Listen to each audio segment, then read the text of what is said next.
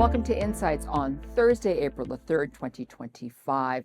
Tom, can you believe that this is our 100th episode since we started taping these Insights during COVID lockdown? Well, I can't believe it, as a matter of fact. How time whips by when you're having fun. I know, it's great, isn't it? And I just want to make sure that everybody's aware that today we are taping on April the 1st. So this is pre-tariff. And I just want to get a feel for your thoughts of what's going on right now. Well, when I get up every morning, I have two questions. Number one, what part of me is going to hurt today? Number two, what's the president going to come up with today? We've been dealing with a lot of uncertainty, a lot of intimidation, a lot of threats to the systems that we've got used to.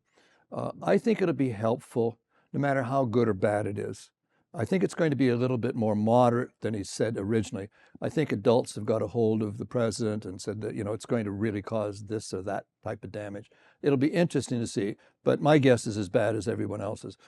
What I can say is if you remove a degree of uncertainty, no matter how bad it is, then we can work with that. It will adjust around it. It's like running a company where you're going to lose a big customer. Sooner or later, you'll work around it. And that's what's going to happen here. But I think it's going to be more moderate than he has been saying. Maybe that's my hope, my wish, whatever. So I think that clarity will be very helpful for us. So now let's move on to the temperature of the markets. Well, the temperature varies depending on the day because of what the president's going to come out with.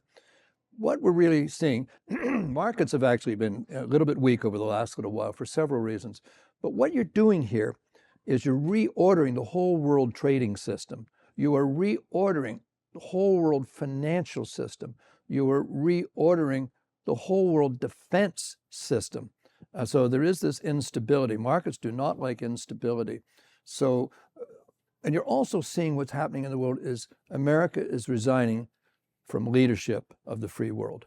Oh, they'll be a big company, they'll be powerful, they'll have an army, et cetera, but they're not seen as a leader anymore. They'll be seen as an intimidator, an abuser, or whatever, but the world has now changed. And that makes it a little bit more tricky, a little bit more dangerous in some ways. But markets will accommodate it. Any move to clarity in these areas as we readjust will be positive. So it's like a form of abuse. If you get used to it, that's the dangerous part. But people say, no, we got to make some changes here. And Canada has had a wake-up call.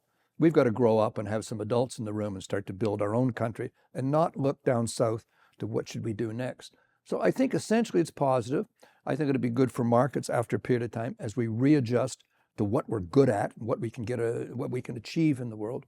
So even though the markets have been weak in the last couple of weeks, really worried about inflation or this uncertainty, I think as of April the 2nd, tomorrow, a little bit more clarity will help. So I think markets will actually do a little bit better as we go on into this year as things are moderated and we get back to whatever reasonable starts to look at. Thank you so much for your insights, Tom. Thank you very much. And thank you all for watching. Bye for now.